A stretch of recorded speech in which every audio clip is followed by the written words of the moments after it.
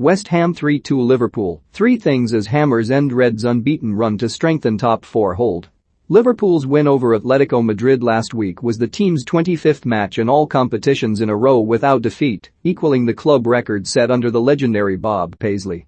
However, the run was brought to a halt on Sunday at the London Stadium as West Ham emerged victorious from an extremely exciting contest with the Merseysiders. An own goal by Alisson Becker gave the Hammers the lead in the 4th minute, and Trent Alexander-Arnold equalised with a superbly taken free kick in the 41st. Pablo Fornals restored the Hammers' lead in the 67th, and Kurt Zouma extended it in the 74th, and Divock Origi eventually pulled one back for the visitors with 7 minutes of the 90 left. It's fair to say that the general standard of the officiating in the Premier League has dropped so low that people are frequently left discussing the refereeing decisions after matches rather than the football they were supposed to be enjoying. This was, unfortunately, another such occasion as Craig Pawson, along with Stuart Atwell in the VAR room, allowed themselves two arguably wrong, game-changing decisions within the opening 10 minutes. The first one was obviously West Ham's opening goal. Pablo Fornals had swung a corner into the 6 yards, and at the first glance it seemed that Alisson and West Ham defender Angelo Ogbonna both missed the ball they contended for, and it ended up flying into the net. However, a first closer look revealed that the ball actually hit the arm of the Liverpool goalkeeper and changed direction before going in, which led to the goal being put on Alisson's account.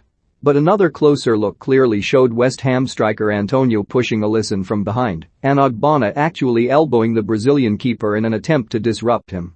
And then, as Pawson gave the goal, Atwell in the VAR room decided to check it. But not for a foul on the Liverpool goalkeeper, for potential handball by Ogbonna, which clearly wasn't the case, and the goal was allowed to stand. It was a mistake similar to the one the officials made when Everton goalkeeper Jordan Pickford injured Virgil van Dijk last season, and the VAR decided the Dutch centre-back had been offside and ruled that there should be no penalty. No penalty was obviously the right call, but as Michael Oliver, the referee at that match, later admitted, Pickford should still have been sent off for serious foul play. 3 minutes after West Ham took the lead, defender Aaron Cresswell made a tackle on Jordan Henderson just outside the West Ham box, taking the Liverpool captain out. Cresswell went in with his left leg outstretched, catching the ball but also lifting his studs into Henderson's right shin, just beneath the knee. And as if that wasn't enough, he swung his right leg and hit Henderson's left into the side of the knee. Incredibly enough, Cresswell was allowed to stay on the pitch despite the situation being checked by Atwell in the VAR room as well. It's hard to say just how much influence these moments had on the game as a whole, but there can be very little doubt about the calls impacting the nerves and concentration of the visiting players. The low officiating standards shown on this occasion also undermine what should have otherwise been only perceived as a great victory for West Ham. Naturally, those who refuse to have their enjoyment of the game ruined by those moments will surely have a lot of praise for West Ham. Having had a fantastic last season in which only the late Liverpool resurgence robbed them of a Champions League spot in the end, they're once again in that conversation, and it's definitely no coincidence. Counting both the Premier League and the Carabao Cup, David Moyes' team have triumphed this season over Manchester United, Tottenham Hotspur, Manchester City, and now Liverpool. Some would probably include the likes of Leicester City and Everton in that list.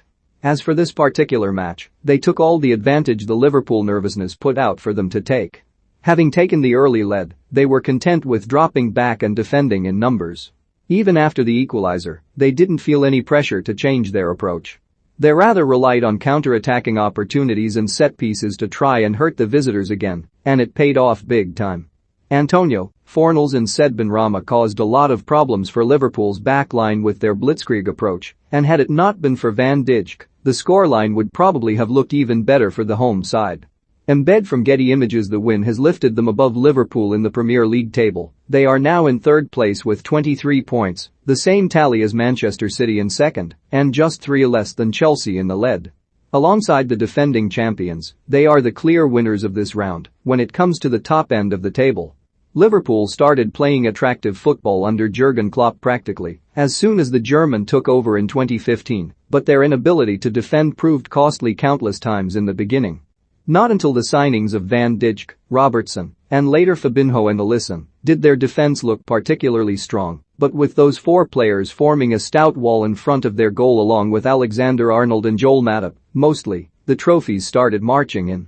However, there is obviously something wrong in that department again. Last season, their troubles were mostly down to the absence of Van Dijk, Matip, and Gomez, but this time they had their preferred centre-back partnership playing behind the designated defensive midfielder and ahead of one of the world's best goalkeepers. And yet, they failed to defend counter-attacks or set pieces. The opening goal can, perhaps, be put down to a foul and a refereeing mistake, but nothing can justify the way they conceded the other two. It was far too easy for Antonio and Fornals to create the situation leading to West Ham's second, and as for the goal scored by Zouma, the former Chelsea man was completely unchecked and unchallenged as he ran to the far post to head in from close range. Alisson should also have done better. Embed from Getty Images Klopp was obviously furious with the officials after the game, but he surely won't be too happy with some of his team's defending either. Looking at the whole contest, from the first to the final whistle, Liverpool didn't deserve anything from this game. It was a major setback for their hopes of bringing the title back to Anfield at the end of the season, and they'll certainly be looking to draw lessons as they analyse what went wrong over the international break.